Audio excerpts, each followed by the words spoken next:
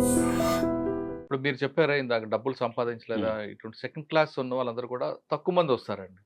ప్రజల కోసం పార్టీ మీద అభిమానంతో వచ్చేవాళ్ళు ఎక్కువ మందొస్తారు. ఆ! వస్తారు. అయితే ఇప్పుడు నాకు కొద్దిగా దగ్గర దగ్గర నేను 96లా ఏమో వచ్చానండి. హ్మ్. వచ్చిన తర్వాత నేను బాగా చూస్తుంటా కదా! ఇప్పుడు మా మా ఇంట్ల మా భార్య గూడా ఇదే కమాండర్. నర్సాపూర్ దళం కమాండర్. హుహు. ఆమె నాకు నేను పని వచ్చిన తర్వాత నాకింత చదువుకున్నాను ఏదో బయటకు రాగానే, హ్మ్. బయటకు రాగానే నేను పౌరోహిత్యం చేసిన నేను. హుహు. నాకు వచ్చిన చిన్నప్పటి నుంచి వృత్తి వచ్చిన కాబట్టి. విద్య ఆ! వృత్తి విద్య.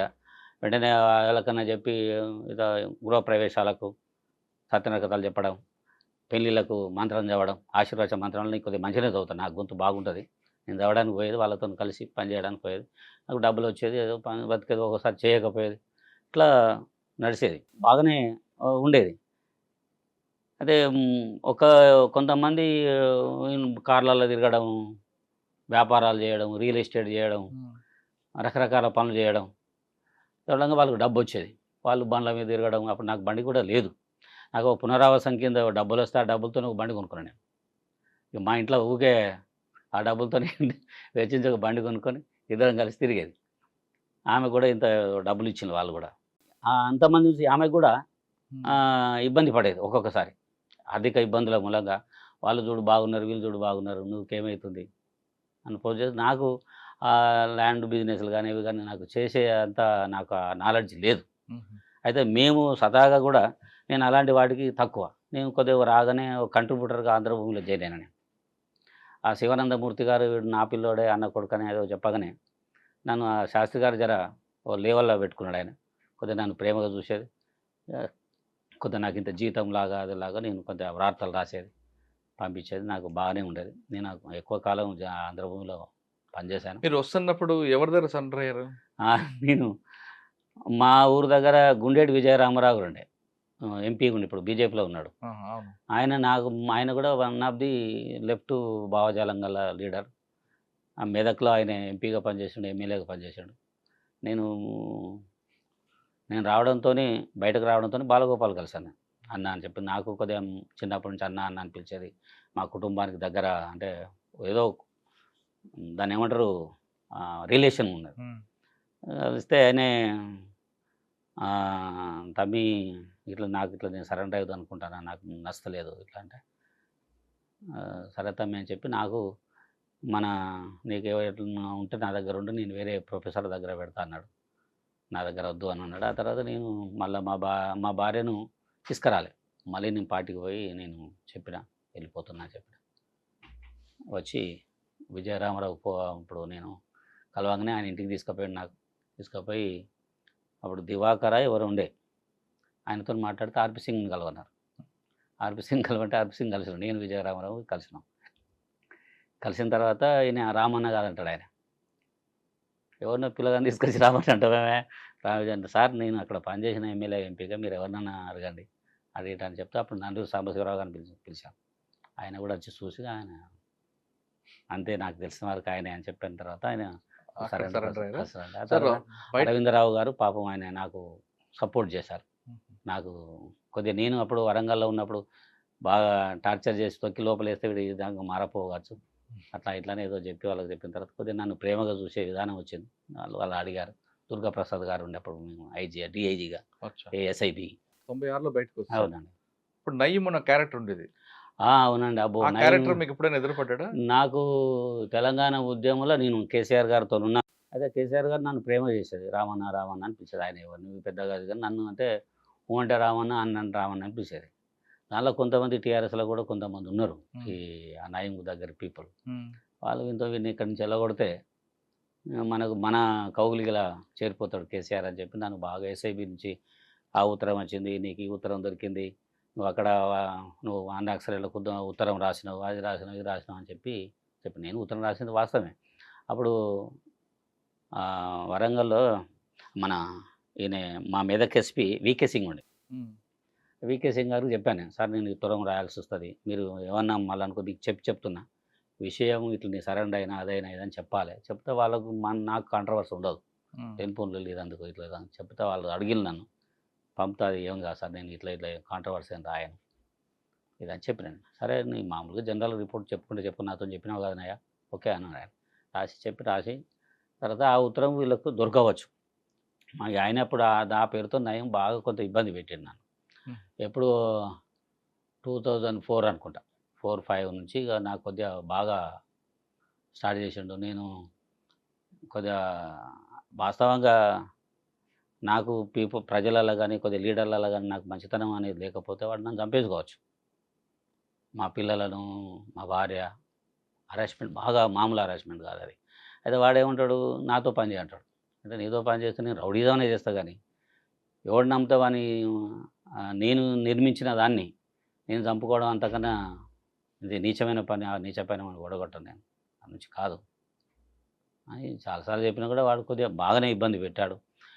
నా దగ్గర ఉన్నోళ్ళు కొంతమంది రిపోర్టర్లు ఉంటారు కదా, వాళ్ళకు బండి కొనిచ్చి వానికి అది కొనిచ్చి వీనితో స్నేహితం చేయకు, వీనితో ఉండకు అని చెప్పి కొద్దిగా బాగా చేసిండు. కానీ ఇక నేను కొంత వదిలేసిన వాని సాగు వాడు అసలు. కాకపోతే అనురాగ్ శర్మ గారు ఉండే, ఆయన మానవతావాది, గొప్ప మానవతావాది నా దృష్టిలో మాత్రం. నాకు బయటకు సంబంధం లేదు. ఆయన నన్ను నేను అన్న అని పిలిచేది. ఆయన అన్న నాకు ఇట్లా ప్రాబ్లం అవుతుంది, కష్టం అవుతుంది అన్న అంటే, ఇప్పుడు మా భార్య కూడా వచ్చిండే ఇబ్బంది అవుతుంది అంటే ఆయనే నేను ఉన్నా కదా తమ్మి నేను మాట్లాడతాలే అని చెప్పాడు. కొంత సీరియస్గా చేసి నా ఫోన్ నెంబర్ ఉండే 9988528000 పోలీసులు లింకప్ చేసిండు. వాడు దానికే ఫోన్ చేసేది ఊకే. ఆ నెంబర్కి ఫోన్ చేసేది అతడు. ఆ ఫోన్ నెంబర్ అటు లింకప్ చేసిండు పోలీస్ డిపార్ట్మెంట్. మనకు అర్థమైంది వాస్తవంగా నన్ను మాట్లాడే విధానం, వాని భాష అదంతా. వాడు వాస్తవంగా నా మీద ఎందుకు కోపగించుకుంటే వాడిని ఫుల్ టైం తీయొద్దని చెప్పి నేను అప్పారావుతో గొడవపడ్డా. ఈ వరంగల్ చరిత్రలో రౌడీలను, ఇలాంటి వేస్ట్ ఫెలోస్ను, లంపెన్ గ్యాంగ్లో పనిచేసిన వాళ్ళని తీయడం మూలంగా వరంగల్ పార్టీ ఎంత ఇబ్బంది పడ్డదో మేము కళ్ళారా చూసిన వాళ్ళం. అలాంటి వ్యక్తులను తీయొద్దంటే ఆయనకు ఇక అప్పారావు గారికి తెలియదు. ఆయన కొరియర్గా ఎక్కువ కాలం కొరియర్గా పనిచేసి నిర్మాణ పరంగా ఎట్లా ఎవరు నిర్మించాలి అనేది ఆయనకు నాలెడ్జ్ తక్కువ. దాంతో ఆయన ఏం కాదు బాగా యాక్షన్లో పనిచేస్తాడని చేసింది. అప్పుడు అందరి కొంత ఆమోదం లభించక వాడిని ఫుల్ టైం తీయలే. ఆయన తీయక వాడిని ఇతరత్ర పనులకు వాడేది. వాడు ఒకసారి నేను ఏదో ఒక యాక్షన్లో పెట్టి నిరూపిస్తా అని చెప్తే దేనిలో నిరూపించలేవు. వాడు మళ్ళొక్కసారి దెబ్బ తగిలిందంటే లంపెన్ గ్యాంగ్లో ఉన్నాడు ఎవడైనా కానీ, రౌడీ అని లంపెన్ గ్యాంగ్ ఉన్నాడు, సిద్ధాంతపరంగా లేనోడు, వానికి ఒక భయం అనుకోవ లేనోడు, వెనక్కి వెళ్ళేంటంటే మొత్తం ఇదంతా నిర్మాణాన్ని అంతా ధ్వంసం చేస్తాడు వాడు అని చెప్పినాం. ఆయన కూడా ఆయన విల్లే ఆయన అప్పారావు గారు. అప్పుడు మాకు సెక్రటరీ ఉండే. అయితే ఆయన రీజనల్ సెక్రటరీ. ఆయన చేసిండు, అది అనుభవించండి ఆయన కుటుంబం కానీ వాళ్ళు కానీ అనుభవించాను. అదే వాడు చేసిన దుర్మార్గాల అంటే అప్పుడు భువనగిరి, నల్గొండ ప్రాంతంలో సరైన కార్యకర్త లేకపోవడం ఒకటిగా తీసుకున్నారు ఆయన. లేదండి, బాగానే ఉన్నారు. అట్లేం కాదు కానీ అంటే వానికి వాడు పోలీసు బలంతో ఎక్కువ ఊహించాడు. అంటే మీరు ఆయన చెప్పినట్లుగా యాక్షన్ చేస్తారని వ్యాసు దానిలో పెట్టారు. యాదగిరిగుట్టలో పెడతా వాడేం చేశాడు, వాడిని లవర్ దగ్గర పోయి పండుకొని ఆ యాక్షన్కే పోలేదు కదండి. యాక్షన్ పోలేదు, వ్యాస్ గారి యాక్షన్లో పోలేదు. యాక్షన్ ఉన్నాడు కదా, వాళ్ళు బయట ఉన్నది ఆయనే కదా. బయట వాడు ఆ టైం పోరంటే పోకపోతే వాళ్ళు ఎవరినో పెట్టుకుని పోయిన వీడు పోయి లవర్ దగ్గర ఉన్నాడు. అక్కడి చేత అమ్మాయిని పట్టుకుని పోతే దొరికిండు పోలీసులు. కానీ మరి మీరు ఆ విధంగా చెప్తున్నారు, కానీ వ్యాస్ గారి హత్య కేసులో నయం పేరు కూడా ఉంది కదా. ఉంది పేరు, ఆ లిస్ట్లో వన్ పేరు ఉంది కాబట్టి మనం ఉన్నది. ఎట్లా అంటే అమాయకుల పేరు దానిలో, కానీ అందులో 4వ పార్టీ ఈయనే కదా. ఈయన పేరు ఉన్నది, పేరు కాదు, ఈయన యాక్షన్ కూడా చేశాడని పోలీసులు నాకు అదంతా లేదు. నేను కూడా నేను లీడర్గా ఉన్నా కదా. నాకు కూడా తప్పకుండా నేను సౌత్ తెలంగాణ లీడర్. నాకు తెలియకుండా వీని పేరు నమోదైందంటే లేదు, అది కాదు, అది కరెక్ట్ కాదు. వాడు ఏ యాక్షన్లో లేడు. ఇక ఇప్పుడు మీరు అన్న ఏదో పోలీస్ దాడి అలాంటి దానిలో అక్కడ ఆయన కిరణ్ అని ఉండే, ఆయన ఇలాంటి వ్యక్తులను ఆయన దగ్గర కూడా తీసుకోవాలి. గ్రానైట్ దాడిలో ఉన్నాడు. వాని యొక్క దాన్ని ఏమంటారు, పెంచుకోవడం కోసం, ఇమేజ్ పెంచుకోవడం కోసం ఇప్పుడు చాలామంది చెప్తుంటారు నేను ఈ యాక్షన్లో ఉన్నా, నేను ఆ యాక్షన్లో ఉన్నా అని చెప్తుంటారు. చెప్పేందంటే పబ్లిక్లో భయపెట్టడానికి, అబ్బో వీడు వీని కంప్యూటర్లో ఉన్నాడు అని ఇతరత్ర పనులు చేసుకోవడానికి ఆ పేర్లు అది ఉపయోగపడుతుంది అని. ఆ ఉపయోగపడేలా వాడు ఆ చట్టంలో తిప్పుకుంటాడు ఆ పేరును. అలాంటి వాళ్ళే మనకి సమాజంలో ఇప్పుడు హైదరాబాద్లో కానీ ఎక్కడ కానీ కనపడుతున్నారు. వాళ్ళే భూదందాలు రకరకాల చేష్టలు చేస్తున్నారు. మనం కనపడుతుంటారు. మనం ఈ కళ్ళు మూసి కళ్ళు తెస్తుంటే వాళ్ళే ఎక్కువ కనపడుతుంటారు. వాళ్ళే ఇప్పుడు ఆ మావోయిస్టులు పెద్ద పార్టీ లీడర్లంతా వాళ్ళే ఇప్పుడు మన హైదరాబాద్ సిటీలో. మీరు కూడా వింటుంటారు కదా! బయటకొచ్చిన తర్వాత ఏం చేస్తున్నారు ఇప్పుడు? నేను జర్నలిస్ట్‌గా కొన్ని రోజులు పనిచేశానండి.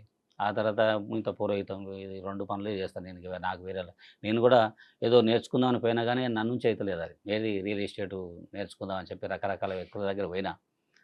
కానీ నా నుంచి అయితలే. అదంటే దానికి ఆ జ్ఞానం నాకు అబ్బటం లేదు. కానీ మీకు కేసీఆర్ గారు పరిచయం కదా! ఆ! అండి. కేసీఆర్ గారు గత 10 సంవత్సరాలుగా ముఖ్యమంత్రి ఉన్న టైంలో మీరు ఆయన్నేమో కలిసారా నేను ఎప్పుడైనా? పోలేదండి.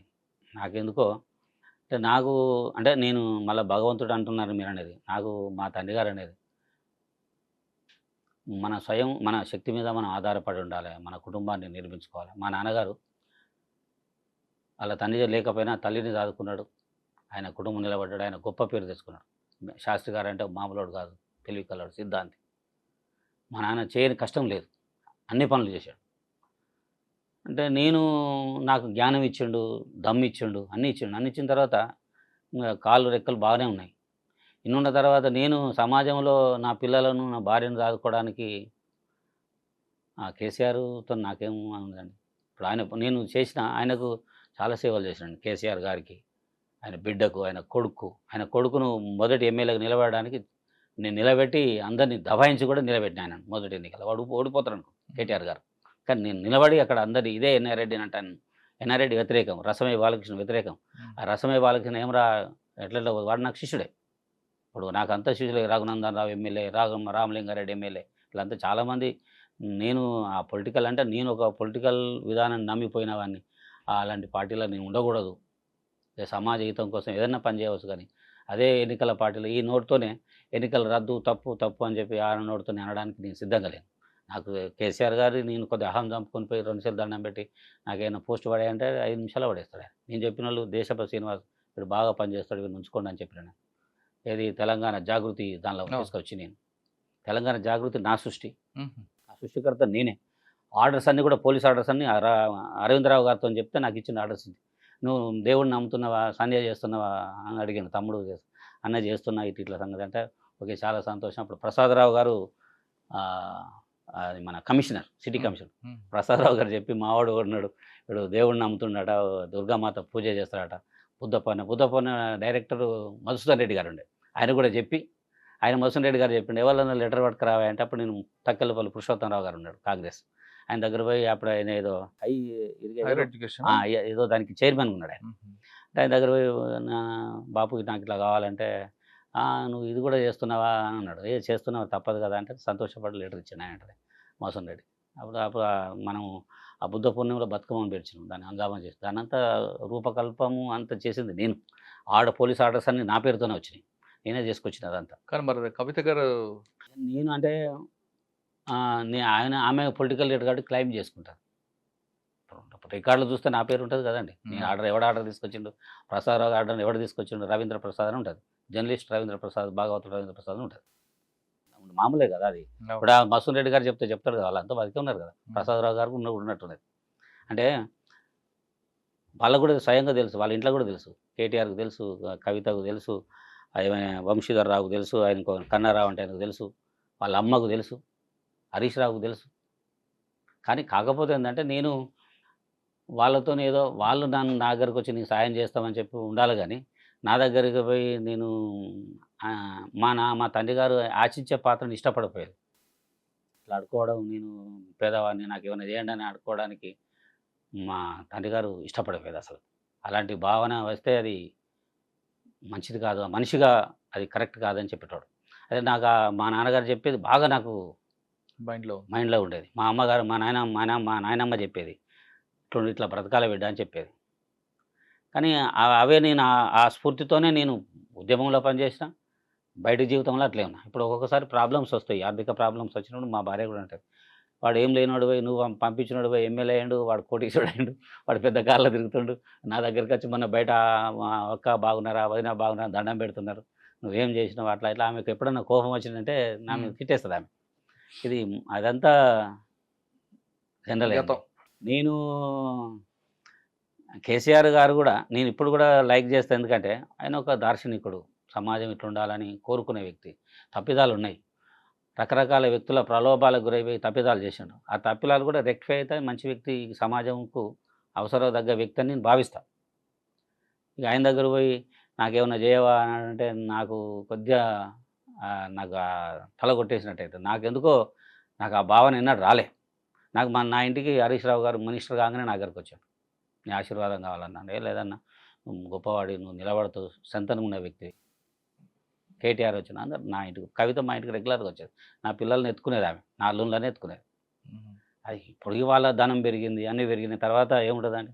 అదేలే. ఆ, రాడికల్స్ ఉద్యమంలో ఎక్కువగా పాల్గొని తర్వాత అడుగుబాటు పట్టారు రవీంద్ర ప్రసాద్ అలియాస్ మెదక్ రామన్న. ఉద్యమంలో పనిచేసిన తర్వాత ఇన్ఫార్మల్ పేరిట హత్యలతో పాటు కొన్ని విషయాల్లో వాళ్ళకి పార్టీకి ఆయనకి విభేదాలు రావడంతో బయటకు వచ్చిన మెదక్ రామన్న ప్రస్తుతం ప్రశాంత జీవితం గడుపుతున్నారు. సాధారణంగా బయటకు వచ్చిన ప్రతి నక్సలైట్లు కూడా మాజీలుగా మారిన తర్వాత రియల్ ఎస్టేట్ దందాలు చేస్తూ బతుకుతున్న ఈ కాలంలో ఆయన మాత్రం తన తండ్రి గారి యొక్క వృత్తిని కాపాడుకుంటూ ఆయన ఇచ్చిన మాట మీద నిలబడుతూ ఆ జీన్స్ ప్రభావంతో ఖచ్చితంగా ఎవరి ముందు చేతులు చాచకుండా ఆయన కుటుంబంకి ఆయనే పోషించుకుంటున్నారు. సాధారణంగా బయటకు వచ్చిన ప్రతి ఒక్కరు కూడా ఇదే విధంగా ముందుకు వెళ్తే పార్టీ పట్ల ఇప్పుడు కూడా ప్రజలకి ఇప్పటికీ ఎప్పటికి కూడా పార్టీ పట్ల ఆ పేరు అలా కొనసాగుతుంది. కానీ కొంతమంది చేసిన మాజీల ప్రభావంతోనే మాజీ నక్సలైట్లకి పార్టీకి చెడ్డ పేరు వస్తున్న విషయం చాలా స్పష్టంగా తెలుస్తుంది. ఇది మెదక్ రామన్ గారితో ఎక్స్క్లూజివ్ ఇంటర్వ్యూ. వచ్చే వారం మరో గెస్ట్ మళ్ళీ కలుద్దాం. అంతవరకు నమస్తే. థ్యాంక్ యూ అన్న. Thank you very much.